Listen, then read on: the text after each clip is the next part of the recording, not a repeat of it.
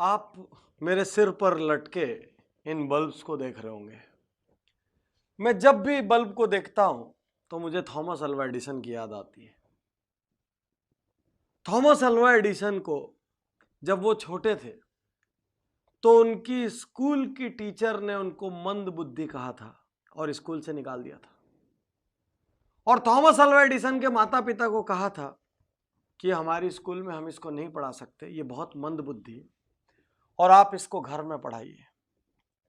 Thomas Alva Edison की मां ने उनकी बात को मानने से इनकार कर दिया और उन्होंने बोला मेरा बच्चा मंदबुद्धि नहीं हो सकता, मैं इसको घर में पढ़ाऊंगी। और थॉमस अल्वा एडिसन आज दुनिया के उन वैज्ञानिकों में से जाने जाते हैं जिनके नाम से मैक्सिमम इन्वेंशंस हैं, दुनिया के टॉप 10 में से एक। यदि थॉमस अल्वा एडिसन की मां ये मान लेती कि मेरा बच्चा मंदबुद्धि है तो पूरी जिंदगी वो उसको मंदबुद्धि की तरह ट्रीट करती रहती और वो मंदबुद्धि बन जाता। साथियों, इतिहास कौन रचता है? इतिहास वो नहीं रचते जो लोगों की बात सुन के मान लेते कि मैं कमजोर हूं, मैं हीन हूं, मैं नहीं कर सकता, मुझे नहीं आता। इतिहास वो नहीं रचते जो किसी दूसरे की राय के लिए अपने संकल्प छोड़ देते हैं। इतिहास वो नहीं रचते जो कोई दूसरा डिस्करेज करता है, डिसहार्टन करता है तो अपने टारगेट्स छोड़ देते हैं। इतिहास वो नहीं रचते जो कोई उनसे खराब व्यवहार करता है तो वो अपना अच्छा व्यवहार छोड़ देते हैं। इतिहास वो नहीं रचते जो जरा सा टॉर्चर पाके अपना टारगेट छोड़ देते हैं। इतिहास वो रचते हैं जो सहते हैं। इतिहास वो रचते हैं जो खड़े होते हैं।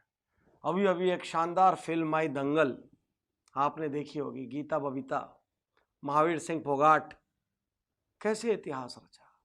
जब महावीर सिंह फोगाट ने अपनी बेटियों को तैयार करना शुरू किया तो पूरे गांव ने मजाक उड़ाया।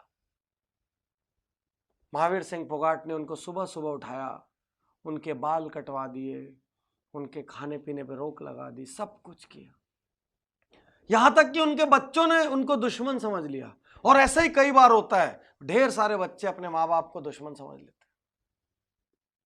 लेकिन एक दिन उनको समझ आया जब उनकी सहेली कहती है कि तुम्हारे पिता तुमको संतान तो समझते हैं कम से कम, इसलिए तुम्हारी फिक्र करते हैं। साथियों, महावीर सिंह फोगाट ने पहले इतिहास रचा है, गीता बबीता ने बाद में। महावीर सिंह फोगाट ने वो बीज लगाया, उनको सींचा, बड़ा किया। सारी दुनिया के तिरस्कार महावीर सिंह फोगाट ने कहे। साथियों, आज आपका तिरस्कार हो रहा है कहीं और आप यदि उसकी वजह से हिम्मत हार के बैठ गए तो आप बड़े नहीं होंगे। भरी गर्मियों में जिस सूरज का तिरस्कार होता है, सर्दियों में उसी सूरज का इंतजार होता है। याद रखिए, आज तिरस्कार का मतलब आजीवन तिरस्कार नहीं है।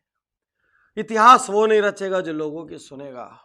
इतिहास वो नहीं रचेगा जो टारगेट छोड़ेगा। इतिहास वो नहीं रचेगा जो हीन भावना में चले जाएगा। इतिहास वो नहीं रचेगा जो दूसरों को सुपीरियर और खुद को इंफीरियर समझेगा। इतिहास वो नहीं रचेगा जो अपग्रेड करने को तैयार नहीं होगा। इतिहास वो नहीं रचेगा जो जरा जरा सी बात पे घबरा जाएगा। इतिहास वो नहीं रचेगा जो सैकड़ों लोगों का अप्रूवल लेगा। इतिहास वो नहीं रचेगा जो इनडिसिसिव है, जो निर्णय नहीं लेता। इतिहास वो नहीं रचेगा जिसके पास विल पावर नहीं है। इतिहास सिर्फ वो रचेगा जो खड़ा होकर लड़ रहा है, क्योंकि जो लड़ रहा है वो गिरेगा फिर उठ खड़ा होगा। जो लड़ रहा है वो हारेगा लेकिन फिर जीतेगा। लेकिन जो लड़ा ही नहीं वो तो जीता ही नहीं, वो तो हारा ही नहीं, क्योंकि वो कभी लड़ा ही नहीं।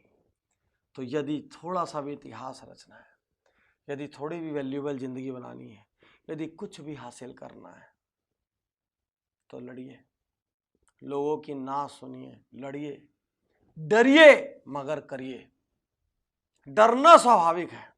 किसी बड़े काम को करते हुए डर लगता है, किसी संकल्प को पूरा करते हुए डर लगता है, किसी राह पे चलते हुए डर लगता है। दुनिया की बड़ी ऑनलाइन अखबार की मालिक एरियाना हफिंगटन कहती है मुझे बहुत डर लगता है, मैं डरती हूं, because fear is normal, but मैं फिर भी करती हूं क्योंकि उसको करना जरूरी है। डरिए मगर करिए, क्योंकि इतिहास डरने वालों को याद नहीं रखेगा, इतिहास करने वालों को याद रखेगा। सम्मान डरने वालों का नहीं होगा, सम्मान करने वालों का होगा। करिए, कुछ करिए, ये जिंदगी आपकी है, कुछ ऐसा